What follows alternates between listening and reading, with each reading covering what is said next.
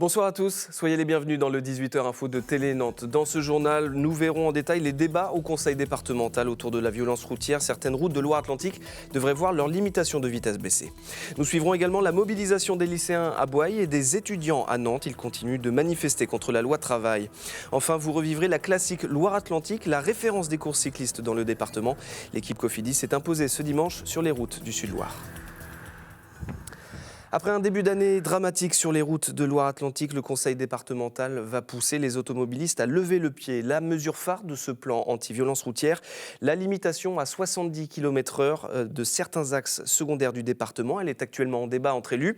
Des experts participent également à cette réflexion. Autre mesure envisagée, la sensibilisation au partage de la route. Jean-Michel Naga. Les élus du département mobilisés sur la question de la sécurité routière. C'était une première journée de débat avec le soutien d'experts et déjà une idée qui s'impose dans l'esprit du président Philippe Grosvalet, réduire la vitesse à 70 km/h sur certains axes secondaires. C'est déjà le cas. Si vous prenez la cartographie des routes départementales, une route départementale, ça n'est pas uniforme. Il y a des routes plus ou moins larges, des routes plus ou moins sinueuses, des routes qui sont plus ou moins utilisées en termes de trafic. Donc nous allons adapter la vitesse. Limiter la vitesse, mais avant tout faire en sorte qu'elle soit respectée. Pour cela, la parole des experts est formelle. Inutile de se lancer dans d'importants investissements. Il faut sensibiliser les usagers de la route. La technologie, elle existe, mais on ne l'utilise pas. Je veux dire, on peut parfaitement brider la vitesse. C'est quelque chose qui existe, mais qui n'est pas utilisé. Les autoroutes savent parfaitement à quelle vitesse on roule. Je veux dire, même les radars savent à quelle vitesse on roule en permanence. Donc c'est quelque chose sur lequel on pourrait agir. Donc c'est pas un problème de technologie. Mais voilà, changer les mentalités, ce n'est pas une mince affaire. Les élus du département le savent bien.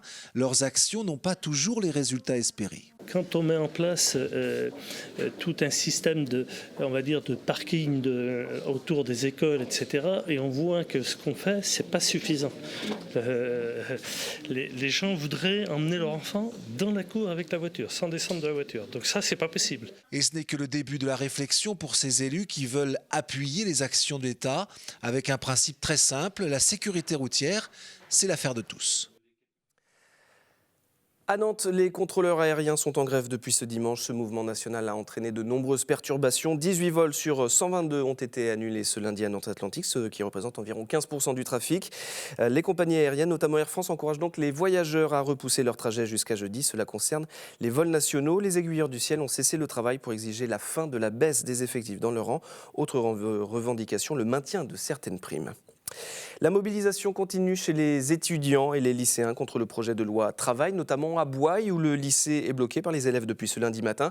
Autre lieu de mobilisation, la faculté de Nantes. Les portes de l'université ne sont pas bloquées, mais des réunions et des conférences sont organisées. Éric Egon et Anne Judic.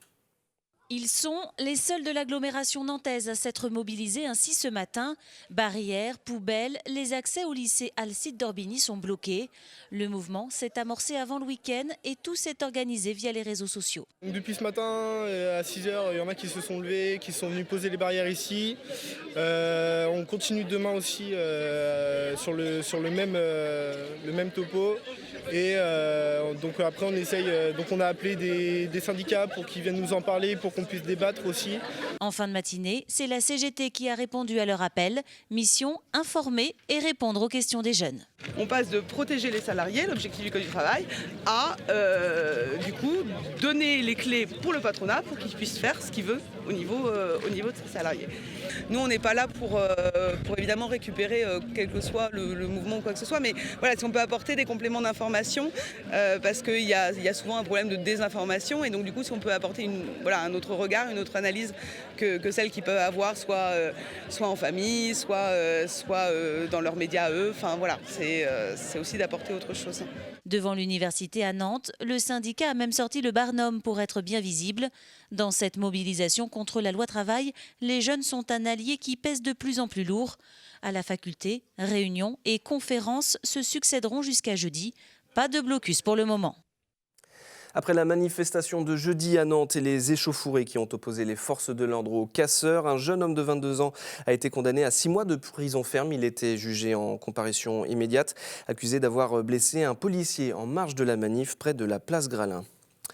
La semaine de la langue bretonne s'est achevée ce dimanche. Beaucoup d'événements étaient organisés pour promouvoir Arbrezoneg, notamment un moment à la fois sportif et culturel, une partie de Molki, vous savez, ce jeu de quilles originaire de Finlande. Le public était convié à participer à ce tournoi bilingue, qu'il soit bretonnant ou non. C'est un reportage de Yannick Lenné. C'est un curieux mélange de pétanque et de bowling. Depuis 10 ans, le Molki a fait sa place sur les boulodromes de France. Mais à chaque tournoi, il y a toujours des néophytes. Alors, petit rappel des règles. Le Molki, le but est d'arriver au score de 50 en faisant tomber les quilles qu'on voit derrière. Donc quand on fait tomber 3 quilles, on gagne 3 points par exemple. Mais chaque quille est numérotée et si on fait tomber qu'une seule quille, on gagne le nombre de points qui est noté sur la quille. Si vous arrivez au-delà de 50, vous retombez à 25. Donc il y a tout un calcul à faire en lançant le témoin qui s'appelle le Molki justement. Un jeu d'adresse et de calcul mental choisi par cette association bretonne en ce dimanche printanier pour faciliter la pratique de la langue. Quand on est en train d'apprendre le breton, des fois il faut aussi se rappeler de comment on dit les chiffres en breton en même temps. Donc, mais bon, c'est un bon exercice pour apprendre.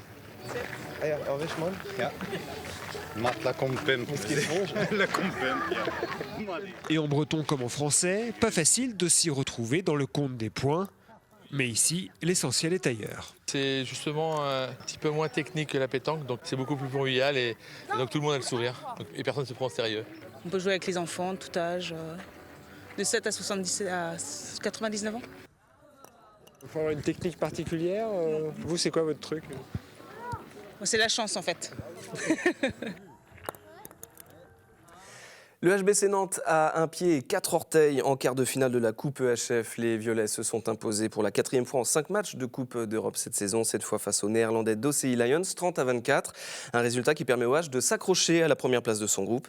S'ils finissent premiers, les handballeurs nantais seront même exempts de quart et disputeront directement les demi-finales. Le Final Four qui sera d'ailleurs organisé à Nantes dans le Hall XXL du Parc des Expos à la Beaujoire. Ce sera les 14 et 15 mai prochains. A l'inverse, le VBN se complique la tâche dans sa mission play-off. La faute au deuxième du championnat Béziers qui est venu s'imposer ce week-end dans le gymnase de Saint-Joseph de Porterie.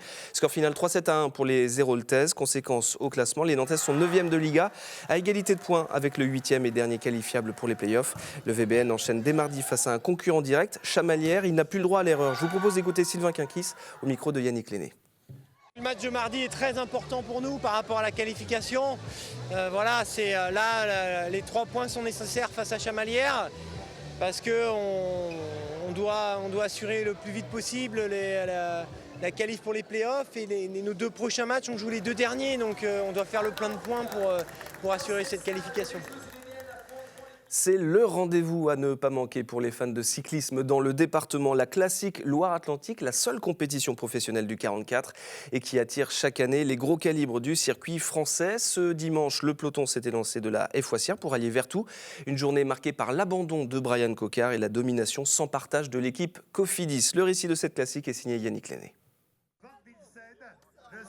On n'y a vu que du rouge. Cela s'est joué à environ 60 km de la ligne, à la sortie de la Foissière. Un vignoble balayé par un vent de printemps, l'équipe Cofidis en profite et provoque une cassure en tête du peloton. On n'a pas fait une course d'attente. Je pense que le coup de bordure a mis tout le monde dans le mal. C'était un moment où tout le monde voulait souffler et ça nous a souri. Un sourire grand soleil. L'échappée compte 8 coureurs dont 5 Cofidis. Les rouges roulent alors sur du velours. Le peloton ne les rejoindra jamais. On s'est retrouvé en surnombre devant. Après, on avait juste à savoir manœuvrer correctement. Et du coup, on s'est régalé. On a pris un plaisir x10 et ça l'a fait. C'est sûr que pour nous, tout allait bien et les gens étaient là pour tout le monde. On s'est parlé et on savait que ça allait faire quelque chose de grand au final. C'est une victoire de Cofidis aujourd'hui avant que ce soit ma victoire à moi. La victoire finale donc pour Anthony Turgis, 21 ans, qui s'impose en solitaire. Cofidis place 4 de ses hommes dans les 5 premiers. L'équipe vendéenne Direct Énergie, elle, est passée à la trappe, malgré son statut de favori et ses stars.